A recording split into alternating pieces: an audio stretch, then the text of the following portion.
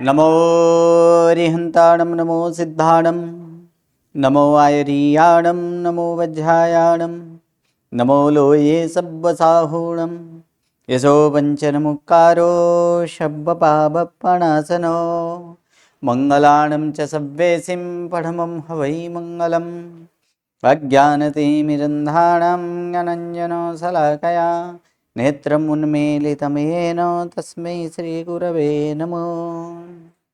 परम पूज्य पूज्यपाद कलिकाल सर्वज्ञ हेमचंद्र सुरेश्वर जी महाराजा के द्वारा विरचित सिद्ध हेम शब्दानुशासन नामक व्याकरण ग्रंथ और इसी व्याकरण ग्रंथ से उद्धरित पंडित वर्य शिवलाल जी द्वारा रचित हेम संस्कृत प्रवेशिका प्रथमा, मध्यमा और उत्तमा, ऐसे 3 विभागों से विभाजित हेम संस्कृत प्रवेशिका और इसी हेम संस्कृत प्रवेशिका प्रथमा और प्रथमा के चतुर्थ प्रकरण जो कि पूर्ण हो चुका है। आज 3 और 4 इन दोनों प्रकरण का आज हम लोग यहाँ पर पुनरावर्तन करेंगे। तब प्रथम नंबर तृतीय प्रकरण अगर देखा जाए कि तृतीय प्रकरण हम लोग प्रयोग से स्टार्ट किए थे कि प्रयोग वहाँ पर 3 प्रकार का प्रयोग की वहाँ पर बताया गया था कि प्रयोग जो है वो 3 प्रकार के प्रयोग और तीनों 3 प्रकार के प्रयोग अर्थात कौन कौन से 3 प्रयोग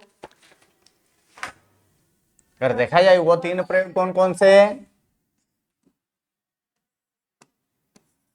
एक कर्तरी, द्वितीय कर्मणि और तृतीय भावे प्रयोग। ये 3 प्रकार के प्रयोग हम लोग देखे थे कि कर्तरी, कर्मणि और भावे। तो कर्तरी प्रयोग जो है कि कर्तरी प्रयोग में मुख्य कौन है? कर्ता। इसमें मुख्य कौन होता है कि कर्ता। कर्मणि प्रयोग में कर्म, कर्मणि प्रयोग में यहां पर कर्म और भावे प्रयोग में क्या मुख्य है? क्रिया। ये क्रिया मुख्य है। कर्तरी, कर्मणि और भावे अर्थात कर्ता मुख्य मतलब कर्ता के अनुसार यहां पर क्रियापद होगा। तो इसका अगर रूप देखा जाए कि किस प्रकार का इसका रूप बनाएंगे अर्थात कर्तरी प्रयोग का रूप क्या होगा, कर्तरी प्रयोग का फॉर्म क्या होगा? तो सर्वप्रथम कर्ता, फिर क्या होगा? कर्म और फिर क्या होगा यहां पर? क्रियापद। क्रियापद। अब इसमें कर्ता, कर्म और क्रियापद। कर्ता क्रियापद जो है वो किसके अनुसार? तो कर्ता अनुसार, कर्ता के अनुसार क्रियापद।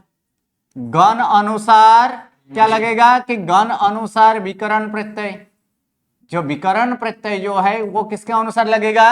गण के अनुसार। और ऐसे पद के अनुसार क्या लगेगा कि पद के अनुसार प्रत्यय। ये जो है कि पद के अनुसार प्रत्यय लगेगा। क्रियापद में इतना हमें ध्यान रखना है। क्या ध्यान रखना है कि ये क्रियापद जो है वो किसके अनुसार लगेगा? कर्ता के अनुसार। अर्थात कर्ता अगर एक वचन तो क्रियापद में किसका प्रत्यय लगेगा? ये कौन से प्रत्यय लगेगा वहां पर? एक वचन का प्रत्यय। कर्ता अगर द्विवचन तो क्रियापद द्विवचन का प्रत्यय। कर्ता बहुवचन हो तो क्रियापद भी किसका लगेगा? बहुवचन का लगेगा। ठीक है। और ये जो धातु हैं इस धातु ये गण के अनुसार हम विकरण प्रत्यय लगाएंगे। अगर प्रथम गण के धातु हो तो विकरण प्रत्यय पहले गण का। अगर धातु चौथे गण का हो तो अर्थात चतुर्थ गण का विकरण प्रत्यय। छठे गण का हो तो अविकरण प्रत्यय और 10वें गण का धातु हो तो अविकरण प्रत्यय। तो ये जो हाँ जी अपना ही, हाँ अपना हम विकरण प्रत्यय की बात कर रहे हैं, अपना ई प्रत्यय की तो बात तो किए ही नहीं। वो तो अपना ई प्रत्यय तो लगते ही है 10वां गण में। तो ये जो है कि संपूर्ण कर्ता के अनुसार चलता है। ठीक है। तो अगर और इसका रूप क्रियापद तो क्रियापद के सारे होंगे, यानी ये प्रत्यय भी किसके अनुसार? तो पद के अनुसार। अगर धातु आत्मनिपदी हो तो प्रत्यय किसका लगेगा? आत्मनिपदी का। धातु अगर परस्मैपदी हो तो प्रत्यय तो प्रत्यय वहां पर परस्मैपदी का लगाएंगे। धातु अगर उभयपदी धातु हो तो प्रत्यय, हाँ, यानी परस्मैपदी आत्मनेपदी दोनों प्रत्यय का यहां पर प्रत्यय लगाएंगे। तो यहां पर देखा जाए तो ये कर्ता की मुख्यता से इस प्रकार से कर्ता कर्म। और एक बात, कर्तरी प्रयोग में कर्ता को कौन सी विभक्ति? प्रथमा, और कर्म को द्वितीया। ये यहां तक कर्तरी प्रयोग हो चुका है। अब द्वितीय नंबर में आता है कि कर्मणि प्रयोग। तो कर्मणि प्रयोग जो है कि कर्मणि प्रयोग में क्या होता है? कर्मणि प्रयोग में कर्ता जो है वो क्या बन जाता है? करण। कर्तरी क्या बनता है? करण बनता है। फिर कर्ता जो है, कर्म जो है वो क्या बन जाता है? कर्ता। और उसके बाद यहां पर क्रियापद लगता है। क्या लगता है? क्रियापद। लेकिन क्रियापद में विशेषता इतना है, क्या विशेषता है क्रियापद में? तो क्रियापद में यहां पर मूल धातु क्या लगेगा? मूल धातु, आदेश वाला नहीं। ठीक है, मूल धातु प्लस विकरण प्रत्यय में फिक्स है, क्या लगेगा? य विकरण प्रत्यय। और यहां पर आत्मनेपदी का प्रत्यय, किसका प्रत्यय लगेगा? आत्मनेपदी का प्रत्यय। ये क्रियापद का ये फॉर्म यहां पर रखना होता है। क्या होता है? धातु में मूल धातु, इसका आदेश वाला धातु कर्मणि प्रयोग में नहीं होता है। ठीक है, विकरण प्रत्यय फिक्स है, क्या लगता है? य विकरण प्रत्यय। और फिर आत्मनेपदी का प्रत्यय। य विकरण प्रत्यय लगने पर कोई गुण नहीं होता है धातु में, इतना हमें ध्यान रखना है। तो ये जो होता है इस प्रकार यहां पर ये कर्मणि के लिए इतना होता है। और कर्मणि में एक वस्तु है, कर्मणि में जो ये कर्म था वो कर्ता बन जाता है। क्या बन जाता है? कर्ता बन जाता है। और क्रियापद किसके अनुसार होगा? अब ये कर्म के अनुसार, अर्थात जो कर्ता बन चुका है उसके अनुसार ये क्रियापद लगेगा। अगर यहां पर कर्ता एक वचन तो क्रियापद का प्रत्यय, क्रियापद किसमें होगा? एक वचन में। अगर ये कर्ता यहां पर द्विवचन हो तो फिर क्रियापद द्विवचन का होगा। यहां पर अगर कर्ता ये यहां पर जो बहुवचन हो तो क्रियापद किसका लगेगा? बहुवचन का लगेगा। सिर्फ इतना है कि ये कर्ता जो है, कर्ता करण बन जाता है, कर्म जो है वो क्या बन जाता है? कर्ता बन जाता है। और फिर यहां पर क्रियापद, तो क्रियापद इसमें मूल धातु प्लस य विकरण और आत्मनेपदी का प्रत्यय लगता है। ठीक है, क्रिया या अब है यहां पर भावे प्रयोग। भावे प्रयोग जो है कि भावे प्रयोग में सिर्फ इतना होता है, इसके समान ही है, लेकिन इसमें सिर्फ एक कर्म नहीं होता है, बाकी सेम टू सेम इतना होता है। लेकिन ये क्रिया, किसका बैकग्राउंड आ रहा है वो म्यूट कर दीजिएगा। लेकिन भावे में जो रूप है वो किस प्रकार से होता है? देखिए, तब भावे में क्या होगा? तब भावे में भी मूल धातु क्या लगेगा? मूल धातु ही लगेगा। विकरण प्रत्यय भी यही लगेगा। लेकिन यहां पर जो प्रत्यय है ना वो प्रत्यय निश्चित है। क्या है यहां पर प्रत्यय? आत्मनेपदी का अन्य पुरुष एक वचन, इतना ही इसका यहां पर प्रत्यय लगता है और कुछ नहीं। इसमें सिर्फ रूप कितना होता है? एक ही रूप। इसमें रूप कितना होता है? 9 रूप। जबकि ये कर्ता, इसमें उसमें कितने होंगे? 18 रूप। क्योंकि अगर वह उभयपदी धातु हो तो परस्मैपदी के भी 9 होंगे, आत्मनेपदी के भी 9 होंगे, अर्थात वो इस प्रकार के संपूर्ण रूप। लेकिन यहां पर सिर्फ एक ही रूप होता है और इसमें कर्म नहीं होता है। तो कर्ता और क्रियापद, कर्ता, ये कर्ता का क्या बन जाता है? करण बन जाता है और उसके बाद क्रियापद होता है। तो इस प्रकार ये जो है कि ये 3 प्रकार का प्रयोग यहां पर मुख्यतः है। प्रथम नंबर कर्तरी प्रयोग, द्वितीय नंबर में कर्मणि प्रयोग और तृतीय नंबर में कौन सा प्रयोग है? भावे प्रयोग। कर्तरी प्रयोग में कर्ता मुख्य है, कर्मणि प्रयोग में कर्म मुख्य है और भावे प्रयोग में कौन सा मुख्य है? क्रियापद मुख्य है। हाँ जी, बोलिए अब। जी गुरु जी, आपकी प्रैक्टिस बुक में तो अक्षर पहले से बहुत से वो आते हैं कि जो कर्तरी के लिए धातु संपूर्ण 9 भी आए थे, तो एक ही हाँ जी, क्या? हम्म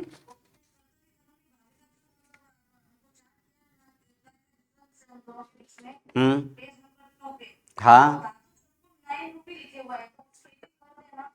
उसमें देखिए, उसमें 9 रूप इस प्रकार से लिखा गया है। वहां पर अगर धातु परस्मैपदी का हो तो उसमें 9 लगेगा, आत्मनेपदी का हो तो 9 लगेगा। 18 किसमें, अगर वो भावे प्रयोग मिच्छन्तुक्रम अगर वो उभयपदी हो तो 18 है।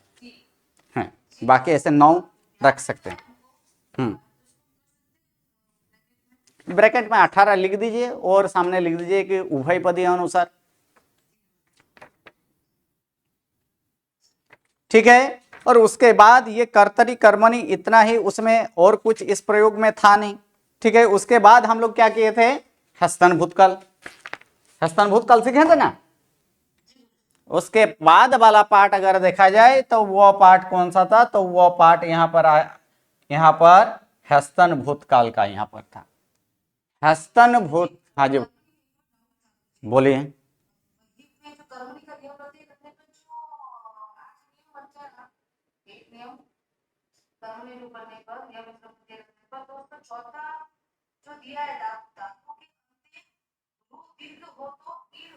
वो बहुत सारे अपवाद है। प्रथम नंबर है कि उसमें गुण नहीं होता है, लेकिन उनके जो जो नियम है, य विकरण प्रत्यय लगकर क्या क्या होता है उसको आपको चार्ट में दिया गया है, वो भी संक्षेप में दिया गया है। उसका विशेष हम लोग मध्यमा में देखेंगे।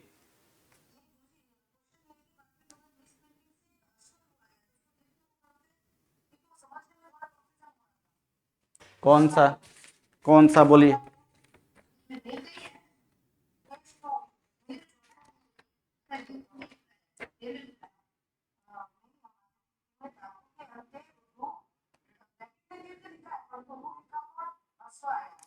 हाँ, वो क्या है, वो इसलिए तो ब्रैकेट में लिख दिए कि वो दीर्घ, वो फॉन्ट नहीं था, फॉन्ट मिस्टेक है और कुछ नहीं। इसलिए तो उसको ब्रैकेट में दीर्घ लिखा गया है। हाँ, चलिए आगे बढ़े। चलिए, अब है यहां पर हस्तन भूतकाल। तो हस्तन भूतकाल जो है ये भूतकाल है, और भूतकाल के लिए बहुत सारे भूतकाल है। आज के भूतकाल, आज के सिवाय के भूतकाल, बहुत पहले हो चुका है वो भूतकाल, जो कि हम मध्यमा में देखेंगे। ये हस्तन भूतकाल किसके लिए है, आज के सिवाय के भूतकाल जो होता है, यानी आज का भूतकाल को छोड़कर बाकी जो भूतकाल होता है वहां पर कौन सा प्रत्यय लगता है, वहां पर प्रत्यय जो है वो हस्तन भूतकाल का प्रत्यय वहां पर लगाया जाता है। तो हस्तन भूतकाल के लिए इतना हमें ध्यान रखना है कि यहां पर हस्तन भूतकाल, तो हस्तन भूतकाल के लिए मुख्य 3 से 4 नियम जो है, उस 4 नियम का हमें याद रख लेना है, जो बहुत बार ये चारों 4 नियम यानी तीनों 3 नियम करवाया गया है। क्या लगेगा इसमें, धातु के पूर्व में, धातु के पूर्व क्या लगाया जाता है, अ। धातु के पूर्व में क्या लगता है, तो धातु के पूर्व में अ लगता है, अर्थात अ प्लस धातु। दूसरा नंबर, अगर उपसर्ग सहित धातु हो, कैसे हो, उपसर्ग सहित धातु हो,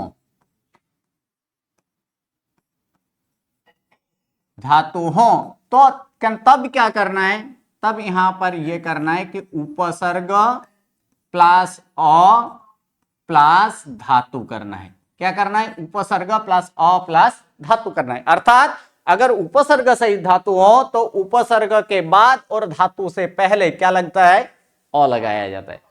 और तीसरा नंबर यहां पर बताया जाता है, अगर स्वरादि धातु हो, कैसे हो, स्वरादि धातु, आदि का मतलब पारम, अगर स्वर से पारम होने वाला धातु हो तब क्या होता है, अ न लगाकर आदि स्वर का क्या होता है, आदि स्वर की यहां पर वृद्धि कर देनी है। क्या करना है, वृद्धि। किसकी वृद्धि क्या होती है, अवर्ण की वृद्धि, अ वर्ण के, यहाँ पर अ वर्ण का नहीं होता है, अ की वृद्धि आ होती। उसके बाद ई वर्ण की वृद्धि आई, उ वर्ण की वृद्धि औ, और रु वर्ण की वृद्धि आ। अगर यहां पर धातु स्वर आदि हो, अर्थात आदि में जिसका प्रारंभ स्वर से हो रहा हो, वहां पर क्या करना है, इस प्रकार क्या करते जाना है, आदि स्वर की वृद्धि करती जानी है। ठीक है, ये तीन नियम मुख्यतः किसके लिए है, हस्तन भूतकाल के लिए है। और उसके बाद और कुछ इसमें है नहीं, सिर्फ आपको प्रत्यय याद रखना है। बाकी जैसे हम लोग किए थे, अगर कर्तरी प्रयोग हो तो उसका कर्ता अनुसार, अर्थात जो जिस जिस गण के धातु होंगे उन गण के क्या लगेगा, विकरण प्रत्यय लगेगा। जिस पद का ऐसे धातु होगा उस पद का प्रत्यय लगेगा कर्तरी प्रयोग में। अगर धातु परस्मैपदी हो तो उसका प्रत्यय परस्मैपदी अनुसार, अगर धातु आत्मनिपदी हो तो उसका प्रत्यय आत्मनिपदी अनुसार, अगर धातु चौथे गण का हो तो वहां पर विकरण प्रत्यय भी किसके अनुसार लगेगा, चौथे गण के अनुसार। वही है। और कर्मणि प्रयोग में तो हम लोग तो देखे कि धातु प्लस ईओ प्लस क्या लगता है, आत्मनिपदी का प्रत्यय। लेकिन जब उसका भी कर्मणि आदि करें तो फिर यहां पर प्रथम नंबर नियम यहां पर देखना है कि ये तीन नियम हमें चेक करना है कि धातु स्वरादि है कि व्यंजनादि है, ये प्रथम चेक कर लेना है। अगर स्वरादि धातु हो तो फिर धातु के पूर्व में अ नहीं लगाना है, क्या करना है, डायरेक्ट आदि स्वर की वृद्धि कर देनी। अगर धातु व्यंजनादि हो तो फिर क्या करना है, धातु के पूर्व में अ लगाना है। अगर धातु उपसर्ग सहित हो तो फिर उपसर्ग और धातु के, यानी उपसर्ग के बाद और धातु के पहले अ लगाया जाता है। अब प्रश्न ऐसे आता है कि कहीं कहीं दो दो तीन तीन उपसर्ग भी होते हैं, तो फिर अ कहां लगाएं, तो कहना तो ये होगा कि धातु के बाद यानी धातु से पहले ही अ आएगा, यानी पहले ये एक उपसर्ग होगा। इस प्रकार मान लीजिए तीन तीन उपसर्ग है, उपसर्ग एक, फिर उपसर्ग क्या लगेगा दो, और फिर यहां पर क्या लगेगा उपसर्ग तीन, और उसके बाद अ, और उसके बाद क्या आएगा, धातु लगेगा। यानी यहां पर नियम में क्या बोला गया कि अगर उपसर्ग सहित धातु हो तो उपसर्ग से पहले और उपसर्ग के बाद और धातु के पहले, ये दोनों यहां पर मैच होना चाहिए। या धातु के पहले अर्थात कौन सा, अंतिम वाला जो उपसर्ग होगा, तीसरा उपसर्ग जो होगा, उसके बाद ही अ लगाना है, इतना हमें ध्यान रखना है। ओके। और उसके बाद दो या तीन ऐसे संधि के नियम है, उस संधि के नियम को अवश्य में वो ध्यान में रखना है। और कुछ इससे हस्तन के पाठ में और कुछ नहीं है, सिर्फ संधि के नियम। कौन कौन से संधि के नियम, तो वो भी यहां पर देख लीजिए कि कौन से संधि के वहां पर नियम है। प्रथम नंबर नियम ये है कि त वर्ग के बाद तालवश्य या क्या आए, च वर्ग, अर्थात च वर्ग आए तो फिर क्या होता है, तो फिर इस त वर्ग के स्थान पर क्या हो जाता है, च वर्ग। ये एक नियम, ठीक है कि नहीं ये नियम। दूसरा कि त वर्ग के बाद अगर मूर्धन्य श या तो ट वर्ग हो तो फिर त वर्ग के स्थान पर क्या होता है, ट वर्ग। अब इसको ऐसे नहीं समझना है कि त के बाद ही तालवश आए या तो त के बाद ही च आए, आगे पीछे भी हो सकता है। उसी प्रकार त के बाद ही मूर्धन्य से या ट वर्ग हो, ऐसे कोई जरूर नहीं है। ट वर्ग के बाद भी अगर त हो तो भी ये नियम लग सकता है, इतना हमें ध्यान में रखना है। ठीक है, ये दो नियम होने के बाद और एक नियम है कि प्रथम अक्षर, वहां पर कौन सा अक्षर है, प्रथम अक्षर। वर्ग के प्रथम अक्षर के बाद अगर च हो, हो तालवश हो, तो फिर क्या हो जाता है कि वर्ग के प्रथम अक्षर के बाद अगर तालवश हो, वर्ग के प्रथम अक्षर अर्थात कौन कौन से हैं, क, च, ट, त और प। ये 5 जो है, ये 5 क्या है, वर्ग के प्रथम अक्षर है ना। तो इस वर्ग के प्रथम अक्षर के बाद अगर तालवश आता है, क्या आता है, तालवश होता है, तो फिर क्या होता है, तो फिर यहां पर देखेंगे कि इस तालवश का क्या हो जाता है, छ हो जाता है। क्या हो जाता है, तालवश का छ होता है और कुछ नहीं। जब ये छ होगा तो ऑटोमेटिकली आगे का क्या हो जाएगा, च हो जाएगा। क्यों, क्योंकि अघोष के पूर्व में धुट व्यंजन हो तो उसी वर्ग का उसका कौन सा अक्षर होता है, प्रथम अक्षर होता है ना। तो सबसे पहले अगर तो वर्ग वाला हो तो उसका क्या होगा, तो वर्ग वाला हो तो उसका च हो जाएगा, और च के बाद फिर से तालवश है तो तालवश का छ होगा, और फिर ये च का फिर से क्या हो जाएगा, ये छ का ये च ही हो जाएगा। ये 3 नियम यहां पर मुख्यतः है। उसके बाद अगर देखा जाए,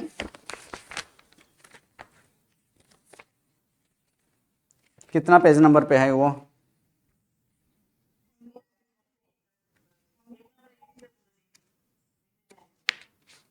हाँ जी 19,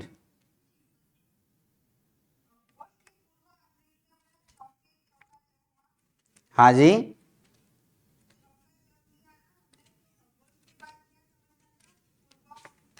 अघोष के पूर्व में धुट व्यंजन हो तो उसी वर्ग का उसका पहला व्यंजन होता है।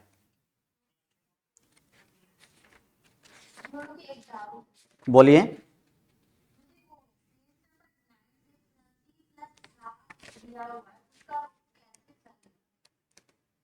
फिर से,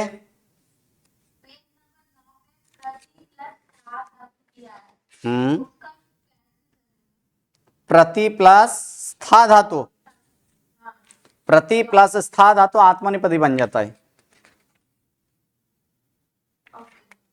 प्रति प्लस स्था धातु क्या हो जाता है, आत्मनिपदी हो जाता है, और उसके बाद उसका आत्मनिपदी अनुसार उसका रूप करना होता है।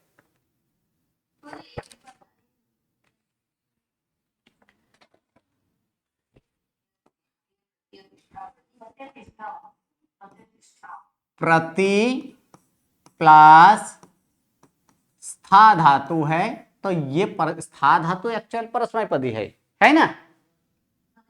लेकिन यहां पर प्रति प्लस स्था धातु क्या हो जाता है, आत्मनिपदी हो जाता है। तो यहां पर आत्मनिपदी का प्रत्यय लगेगा, और जो गण है वही गण रहेगा, अर्थात विकरण प्रत्यय क्या लगेगा, अ, और फिर आत्मनिपदी का यहां पर प्रत्यय लगाए तो प्रत्यय क्या है, वर्तमान में ए प्रत्यय है। अब यहां पर क्या हो जाएगा कि प्रति प्लस स्था, कुछ धातुओं में क्या होता है, विकरण प्रत्यय लगने के बाद आदेश होता है। तो इसमें आदेश क्या हो जाएगा, स्था का तिष्ठ होगा, तिष्ठ प्लस अ प्लस ए, ठीक है।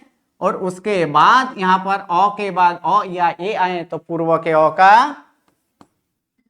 लोप होता है, तो फिर रहेगा क्या, प्रति तिष्ठे। ये किसमें हुआ, वर्तमान में। हस्तन होगा तो फिर यहां पर क्या आ जाएगा, बीच में अ आएगा। हाँ जी बोलिए। इन्होंने जो बोला ना पेज नंबर 9 का,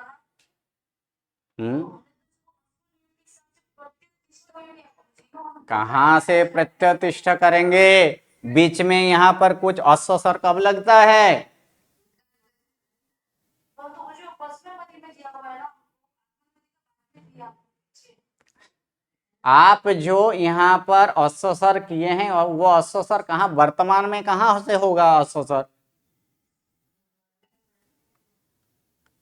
क्या होगा यहां पर, जब हस्तन का अ लगाएंगे तब अस्सर होगा ना।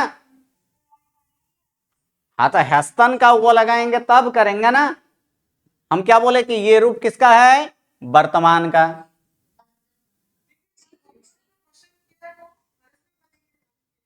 ये पेज नंबर 9 पे है ना, मुझे आप देखिए तो हाँ तब, हाँ स्था धातु परस्मैपदी है, लेकिन जब उपसर्ग सहित धातु हैं, लास्ट में आप लोगों को सिखाया गया था कि उपसर्ग क्या होता है, कुछ धातुओं के पद भी बदल देते हैं, बदलता है कि नहीं। तो फिर गुरुजी प्रतिष्ठम नहीं होगा, मतलब नहीं कर सकते।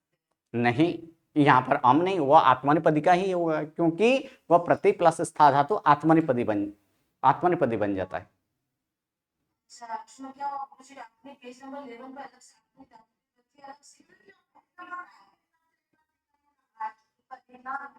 किसके हिसाब से दिखाएं? क्या है वहां पर 9 में क्या लिखा है? वो उसको परस्मैपदी धातु में दिया गया है तो उसको चेंज कर लेना है, ठीक है, उसका आत्मनेपदी में ले जाना है। ओके, हाँ तो आप बोल रहे हैं चेंज कर लीजिएगा, ठीक है, उसको क्या कर लेना है कि चेंज कर लीजिएगा। हो सकता है, ठीक है, हो सकता है कि वह परस्मैपदी में इस तरह दिया गया हो तो, लेकिन स्था धातु अगर अकेले स्था धातु होता तो वहां पर परस्मैपदी होता, लेकिन प्रति प्लस स्था धातु जो है वो क्या हो जाता है? आत्मनेपदी हो जाता है। कहा? आप जो बोल रहे थे कि यहां पर अस्वसर, लेकिन अस्वसर होगा कहां? अस्वसर कब होता है?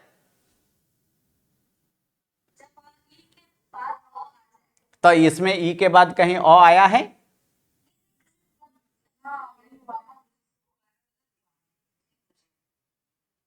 नहीं होगा ना?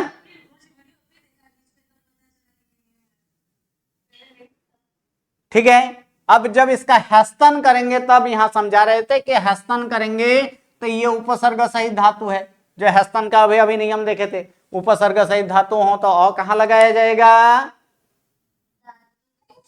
उपसर्ग के बाद और धातु के पहले, यानी प्रति प्लस अ प्लस स्था धातु हो जाएगा, ठीक है। अब ए के बदले यहां पर प्रत्यय क्या आ जाएगा? हस्तन का प्रत्यय क्या है? ई है ना, तो वहां पर ई प्रत्यय आ जाएगा। अब प्रति यहां पर अस्सर यहां लगेगा, तो अस्सर यहां लगे तो फिर क्या हो जाएगा? प्रत्यय, ठीक है, अ भी इसके साथ जुड़ गया यानी प्रत्यय हो गया, और फिर यहां पर तिष्ठ तो है ही और इसमें अ ई आया है, तो अ और ई दोनों मिलकर क्या हो जाएगा? यहां पर ए हो जाएगा, अर्थात क्या हो जाएगा इसका रूप उस समय? तिष्ठ प्लस ए, अर्थात रूप क्या होगा? प्रत्यय तिष्ठे। ये किसमें होगा? ये हस्तन में। ऊपर वाला प्रतितिष्ठे वो किसमें है? वर्तमान में, ठीक है। आगे का उसी तरह से विद्यार्थ और आज्ञार्थ कर लेना है। ओके,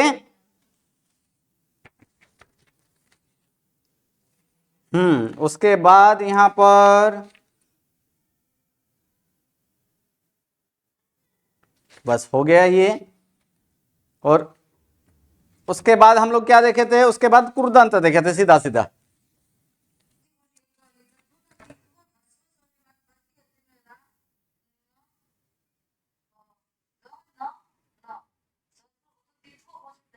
तो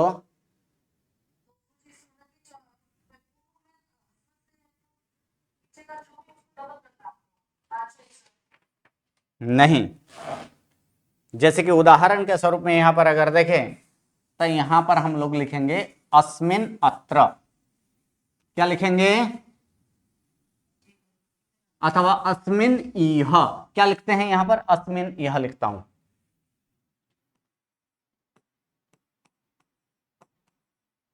अस्मिन प्लस क्या लिखना है यहां पर? इह, ठीक है, अस्मिन प्लस इह। अब क्या यहां पर क्या नियम में क्या बताए गए कि पद के अंत में क्या क्या हो? पद के अंत में ग हो, य हो, अथवा तो न हो, यही तीन है ना। तो अण अण गण और न, यह है ना, ये तीन हो, लेकिन इन तीन के पूर्व में क्या होना चाहिए? ह्रस्व होना चाहिए, और इसके बाद क्या आना चाहिए? स्वर आना चाहिए। वहां पर कोई जरूरी नहीं है कि ह्रस्व स्वर ही आए, लेकिन इतना कि पूर्व में क्या होना चाहिए? ह्रस्व होना चाहिए, और इसके बाद कोई भी स्वर आए तो फिर क्या होता है, ये तीन जो है ये तीन डबल हो जाता है। द्वित्व का मतलब क्या होता है, डबल होता है। ठीक है, तो इसमें हम लोग के पास क्या है, अस्मिन प्लस इह है, तो फिर किसका डबल करेंगे, ई का कि नौ का, नौ का डबल करेंगे। इसीलिए यहां पर क्या हो जाएगा, अब इसको यहां पर लिखे तो क्या लिखेंगे, अस्मि और नौ डबल प्लस इह, और फिर इसका संधि कर देंगे तो फिर क्या हो जाएगा, अस्मि, हाँ डबल नीह, क्या हो जाएगा यहां पर, अस्मिन नीह। फिर बाद में यहां पर इसका संधि इस समय इस तरह से करें, अस्मिन नीह, तो वो गलत है। क्या है, संधि क्या करना है, अस्मिन इह। क्लियर। चलिए, अब इसके बाद आता है क्रुदंत। क्रुदंत जो है कि क्रुत प्रत्यय जिसके अंत में हो उसे क्या कहा जाता है, क्रुदंत। क्रुत किसे कहते हैं, धातुम नाम करोति इति क्रुत, जो धातु को नाम स्वरूप में परिवर्तित करें उसे क्या कहा जाता है, क्रुत कहा जाता है। और ऐसे क्रुत प्रत्यय जिसके अंत में हो उसे क्या कहा जाता है, क्रुदंत कहा जाता है। और यहां पर क्रुदंत जो है, क्रुदंत मुख्यतः दो प्रकार के, एक अव्यय स्वरूप और दूसरा विशेषण स्वरूप। कुछ क्रुदंत ऐसे हैं कि जो कि अव्यय स्वरूप में बनता है। अव्यय का अर्थ क्या है कि शब्द में किसी भी प्रकार का प्रत्यय लगाया जाए, फिर भी उस शब्द के अंत में, उस शब्द में अगर किसी भी प्रकार के फेरफार ना हो, व्यय ना हो, तो उसे क्या कहा जाता है, अव्यय कहा जाता है। तो उसे अव्यय कहा जाता है। इसीलिए यहां पर अव्यय नाम, और वहीं पर हम लोग देखे थे अव्यय के पाठ में, अव्यय नाम को लगा हुआ प्रत्यय क्या होता है, लोप हो जाता है। तो इसी कारण से लोप होता है क्योंकि अव्यय का तकात ये शक्ति इतनी है कि वह विकरण, वो कोई किसी भी प्रकार के प्रत्यय हो वो प्रत्यय को लोप कर देता है। तो कुछ ऐसे क्रुदंत ऐसे हैं कि जो कि अव्यय स्वरूप में बनता है, और ऐसे अव्यय रूप क्रुदंत सिर्फ दो है। कितने, दो। कौन से, तो यहां पर दो, किसका बैकग्राउंड है, एक तुम प्रत्यय लगने पर और दूसरा त्वा प्रत्यय लगने पर। तो तुम प्रत्यय लगने पर कौन सा क्रुदंत बनता है, हेत्वर्थ, और त्वा प्रत्यय लगकर संबंधक भूत क्रुदंत। ठीक है, तो ये दो जो है कि ये दो अव्यय रूप है। बाकी सारे जितने भी क्रुदंत है वो सारे के सारे क्रुदंत कैसे हैं, विशेषण रूप है। वो सारे के सारे वो विशेषण है। वो विशेषण कर्ता का भी हो सकता है, कर्म का भी हो सकता है। ठीक है, वो सारे विशेषण, वो विशेषण क्रुदंत होगा, हाँ विशेषण रूप क्रुदंत है। अब यहां पर तुम प्रत्यय लगकर हेतुवर्त क्रुदंत जो बनता है, हेतुवर्त में तुम प्रत्यय का अर्थ क्या है, के लिए, क्या करना है, के लिए। और त्वा प्रत्यय लगकर जो बनता है वो उसका मतलब क्या है, कार्य पूर्ण करके, क्या करना है वहां पर, करके, अर्थात खा के पी कहना, यानी करके मतलब कर, क्या करना है, कर, खाकर, पीकर, जाकर, उठकर, नहाकर, पढ़कर, लिखकर, ये किस में आएगा, त्वा में आएगा। ठीक है, लेकिन यहां पर ये त्वा वाला जो है, उस त्वा वाला में दो नियम हमें याद रखना है। एक नियम, अगर उपसर्ग प्लस धातु प्लस त्वा प्रत्यय लगे तो फिर इस त्वा का क्या हो जाता है, यह होता है। ये एक। दूसरा, सेकंड नंबर, उसी प्रकार उपसर्ग प्लस धातु, लेकिन यह धातु क्या होगा, ह्रस्व स्वरांत। क्या होगा, ह्रस्व। अगर ह्रस्व स्वरांत धातु हो तो फिर ये जो त्वा का क्या होता है, य होता है, लेकिन य के पूर्व में यहां पर त लगाया जाएगा। ये दो नियम हमें याद रखना है कि संबंधक भूत कुदंत में। प्रथम नंबर संबंधक भूत कुदंत में क्या लगता है, धातु प्लस त्वा। क्या होता है यहाँ पर, धातु प्लस त्वा प्रत्यय लगकर कौन सा कृदंत बनता है, संबंधक। और यहां पर धातु प्लस तुम प्रत्यय लगकर हेत्वर्थ कृदंत। संबंधक भूत कृदंत में ही अगर उपसर्ग सहित धातु हो तो त्वा का क्या हो जाता है, ये त्वा का य होता है। अगर वही उपसर्ग सहित धातु हो लेकिन धातु अगर ह्रस्व स्वरांत हो तो फिर क्या होगा, य के पूर्व में क्या लगाया जाता है, तो लगाया जाता है। इतना हमें नियम इस संबंधक भूत कृदंत में याद रखना है। और 2-3 नियम य लगने के बाद क्या क्या फेरफार होता है, अपवाद होता है, वो 1-2 बार पढ़ लीजिएगा। बाकी मुख्य इतना हमें ध्यान रखना है, ठीक है। अब उसके बाद तीसरा यहां पर कृदंत हम लोग देखे थे, और वो तीसरा कृदंत क्या था, भूत कृदंत। यहां पर उसके बाद देखा गया था कि भूत कृदंत, और भूत कृदंत कौन से काल में लगता है, भूतकाल में। और कौन सा प्रत्यय लगकर, तब भूत कृदंत के लिए था यहां पर तख्त। कौन सा प्रत्यय है यहाँ पर, तख्त प्रत्यय, यानी तख्त प्रत्यय लगकर क्या वहां पर क्या बनता है, भूत कृदंत बनता है। अब ये भूत कृदंत जो है कि विशेषण स्वरूप में है, तो विशेषण किसी का भी हो सकता है। कर्तरी प्रयोग में हो तो फिर किसका विशेषण बनेगा, कर्ता का। अगर कर्मणि प्रयोग में हो तो किसका विशेषण बनेगा, कर्म का। अगर भावे प्रयोग में हो तो फिर किसका विशेषण बनेगा, क्रियापद का। ये तो हम लोग देख लीजिए, कर्तरी कर्मणि भावे। अब यहां पर कि कर्मणि प्रयोग में कर्म का भी यहां पर विशेषण बनता है, तब वो क्या कहा जाएगा, कर्मणि भूत कृदंत। अगर भावे प्रयोग में क्रिया का विशेषण बन रहा है तो फिर वो वहां पर क्या होगा, वो भावे भूत कृदंत। लेकिन कर्तरी भूत कृदंत के लिए एक नियम है, अर्थात शर्त है। क्या शर्त है वहां पर, कि धातु कैसे होना चाहिए, कि धातु गति अर्थ वाला होना चाहिए। कैसे होना चाहिए, गति अर्थ, गति अर्थ वाला होना चाहिए। अथवा तो धातु कैसे होना चाहिए, अकर्मक। ये 2 सिचुएशन अगर उसमें लागू हो तब ही यहां पर कर्तरी भूत कृदंत के लिए क्या लगा सकते हैं, तख्त प्रत्यय लगा सकते हैं। अन्यथा इसके जगह क्रियापद का प्रयोग करना है। क्या करना है, इसके जगह क्रियापद। हाँ, ये भूत कृदंत जो है कि भूत कृदंत ऐसे हैं कि वो क्रियापद के बदले भी प्रयोग किया जाता है, ठीक है। इतना जो है ये इतना, ये किसमें, कृदंत वाला पार्ट में इतना ही है, और कुछ इसमें आपको याद नहीं रखना है। हो गया यहां तक कंप्लीट।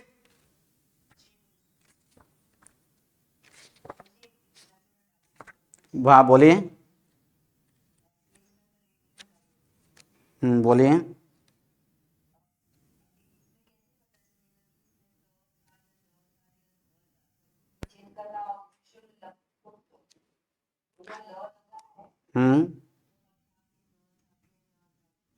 कौन सा पेज नंबर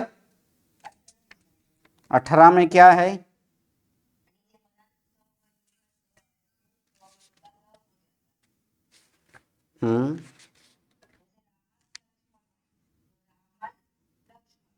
फिर से एक बार बोलिए, उदाहरण बोलिए।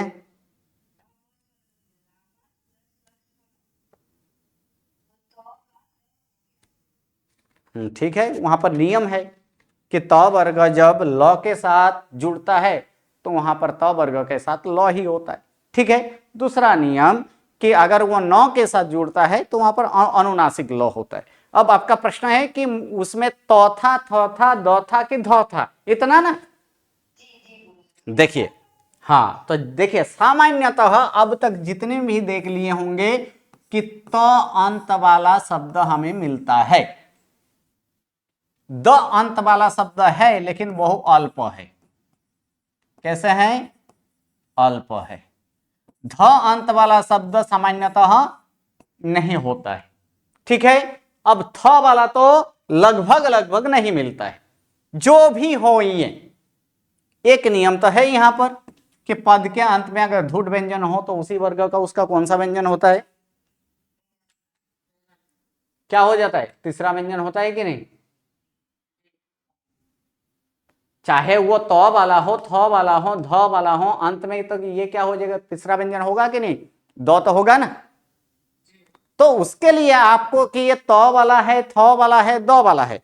अब जैसे कि यहां पर आपका वो उदाहरण जो है वो तो हस्तन भूतकाल का तो वाला है, तब उसको आपको रूप याद रखना है। हस्तन भूतकाल के वहां पर यहाँ के अपतत लक्ष्मण ऐसे है ना। हाँ, आपको यहां पर दिया गया अपतल लक्ष्मण ऐसे दिया गया है ना। हाँ ओके, रामल लक्ष्मण ऐसे दिया है, रामल। हाँ, उसका संधि करेंगे तो फिर क्या होगा, रामल लक्ष्मण। अब आपका प्रश्न है कि यहां पर ये जो लॉ आया है वो किसका है, तो है, थो है, द है, ध है, ठीक है ना। ओके, इसका संधि विच्छेद के एक, ये तो दो नाम तो यहां तो आपको पता चल रहा है कि नहीं। एक नाम क्या है लक्ष्मण और दूसरा नाम क्या है राम। कैसा नाम है, अकारांत, अकारांत है। अकारांत नाम में जितने भी इसका प्रत्यय यानी बालों की तरह, तो बालो ये एक वचन ही है यहां पर, तो कहीं भी थ द ध इनमें से कोई भी रूप आया है ऐसे, थ वाला, द वाला, ध वाला, ऐसे कुछ रूप आया है, क्या आया है, क्या अंत वाला है, तो वाला एक आया है। कब, पंचमी एक वचन में क्या होता है, रामात। रामात ऐसे रूप आया है, नहीं आया है, अर्थात थ अंत वाला नहीं है यहां पर। रामाद ऐसे भी आया है, नहीं आया है। अगर आया हो तो ये तो का ही दो हुआ है तब आया है, बाकी ऐसे तो रामाद वाला तो रूप तो है ही नहीं। रामाध ऐसे आया है, नहीं आया है, लेकिन रामात रूप आया है कि नहीं, अब पता चल गया। ओके, चलिए इसके बाद वाला जो है वो आप अभ्यास करके आइएगा। इसके बाद क्या है, व्यंजनांत नाम है ना, नाम पद आ गया है। क्रुदंत के बाद क्या है, क्रुदंत के बाद व्यंजनांत नाम। तो व्यंजनांत नाम में कुछ नहीं, सिर्फ प्रत्यय याद रखिएगा और कुछ नहीं। यहां पर सिर्फ एक ही नियम याद रखना है कि अगर व्यंजनादि प्रत्यय, व्यंजनांत नाम में व्यंजनादि प्रत्यय हो तो पूर्व का नाम क्या कहलाता है, पद कहलाता है। ये एक नियम हमें विशेष रूप से याद रखना है। और पद होने के बाद पद के जितने भी कार्य हो वो कार्य होता है। अर्थात पद के अंत में धूर्त व्यंजन हो तो उसी वर्ग का उसका तीसरा व्यंजन हो, वहां पर तीसरा व्यंजन होता है। कि पदांत अभी अभी जैसे कि देखे कि पद के अंत में तो वर्ग हो और उसके बाद अगर लो आता हो तो भी क्या होता है, तो वर्ग के स्थान पर क्या हो जाता है, ल हो जाता है। यानी पद वाले जितने के पद के अंत में सौ हो तो सौ का क्या होता है, रो होता है। या तो पद का सौ का रो हुआ और फिर हम लोग के रो के पूर्व में ओ हो और उसके बाद घोषवान व्यंजन आए तो रो का ऊ हो, ओ और ऊ दोनों मिलकर ओ होता है। यानी ये सारे नियम वहां पर लगता है। और व्यंजनांत में कुछ नहीं है, एक संधि का नियम है क्रोध आदि करने के लिए, वो एक देख लीजिएगा, और बाकी उसमें और कुछ नहीं है। उसके बाद स्वरांत नाम यानी सर्वनाम है, तो सर्वनाम में सिर्फ आपको जो ये सर्वनाम है वो सर्वनाम देख लीजिएगा, सर्वनाम को याद ही करना होता है। विशेष करके अदस इदम ये दोनों रूप जो है, इन दोनों रूप को विशेष करके विशेष स्वरूप में उसे याद रखना होता है। ओके, तीसरा पार्ट कंप्लीट की और कुछ है देख लीजिएगा, अगर कुछ हो तो नेक्स्ट क्लास में देख लेंगे, ठीक है। चलिए, नमो नमः, प्रणाम।